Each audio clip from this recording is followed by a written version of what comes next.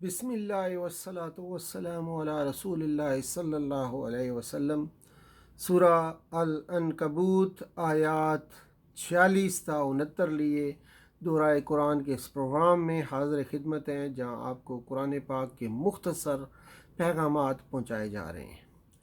ارشاد باری تعالیٰ، اعوذ باللہ من الشیطان الرجیم، بسم اللہ الرحمن الرحیم۔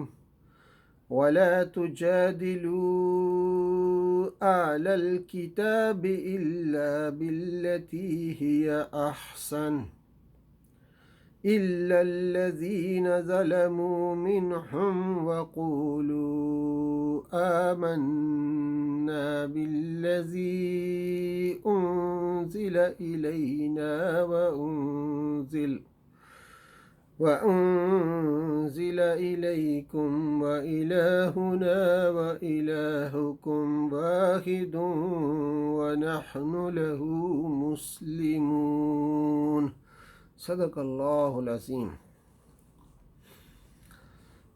چونکہ اس سورہ میں ہجرت کی تلقین کی جا رہی ہے اور اس وقت حبش ہی ایک ایسا پرامن مقام تھا جہاں مسلمان ہجرت کر سکتے تھے، اور حبش پر اس وقت عیسائیوں کا غلبہ تھا۔ اس لیے ان آیات میں مسلمانوں کو ہدایت دی جا رہی ہے کہ اہل کتاب سے جب سابقہ پیش آئے تو ان سے دین کے معاملہ میں بحث و کلام کا کیا انداز اختیار کریں۔ چنانچہ فرمایا، اور اہل کتاب سے بحث نہ کرو مگر عمدہ طریقے سے، یعنی مباحثہ معقول دلائل کے ساتھ، معذب اور شائستہ زبان میں، اور افہام و تفہیم کے جذبے سے ہونا چاہیے تاکہ مخاطب کی اصلاح ہو سکے۔ مبلغ کو فکر اس بات کی ہونی چاہیے کہ مخاطب کے دل کا دروازہ کھول کر حق بات اس میں اتار دے اور اسے راہ راست پر لائے۔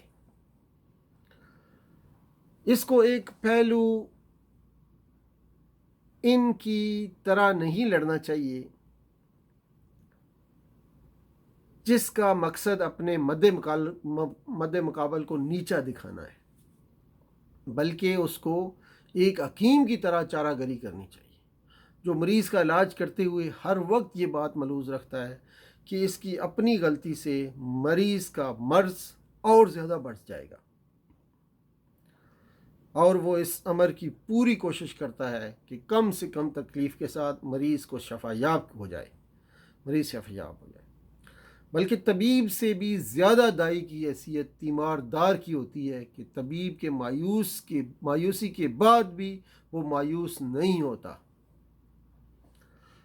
یہ ہدایت اس مقام پر تو موقع کی مناسبت سے اہل کتاب کے ساتھ مباحثہ کرنے کے معاملہ میں دی گئی ہے، مگر یہ اہل کتاب کے لیے مخصوص نہیں ہے، بلکہ تبلیغ دین کے باب میں ایک عام ہدایت ہے جو قرآن مجید میں جگہ جگہ دی گئی ہے۔ اِلَّا الَّذِينَ ظَلَمُوا مِنْهُمْ، سوائے ان لوگوں کے جو ان میں سے ظالم ہوں، یعنی جو لوگ ظلم کا رویہ اختیار کریں ان کے ساتھ ان کے ظلم کی نوعیت کے لحاظ سے مختلف رویہ بھی اختیار کیا جا سکتا ہے۔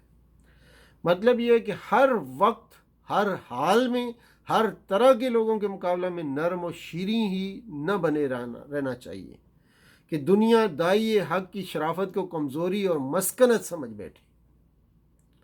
اسلام اپنے پیرووں کو شائستگی، شرافت، معقولیت تو ضرور سکھاتا ہے، مگر عاجزی اور مسکینی نہیں سکھاتا کہ وہ ہر ظالم کے لیے نرم چارہ بن کر رہے ہیں۔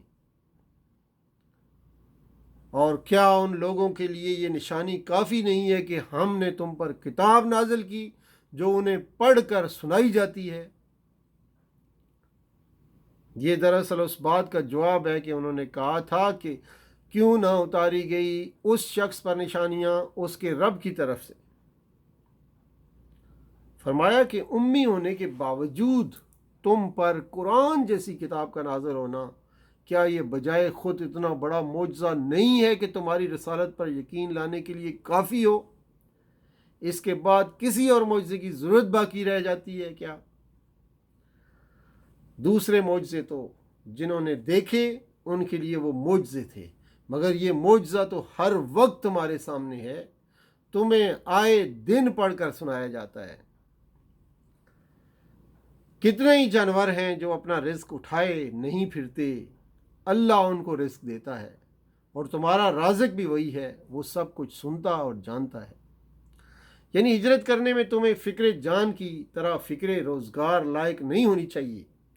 اللہ جہاں سے اپنی بے شمار مخلوق کو رزق دے رہا ہے، تمہیں بھی دے گا۔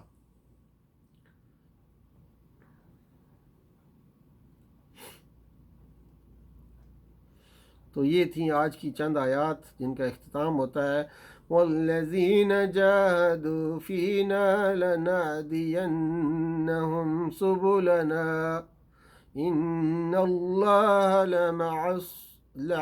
لَمَعَ الْمُحْسِنِينَ۔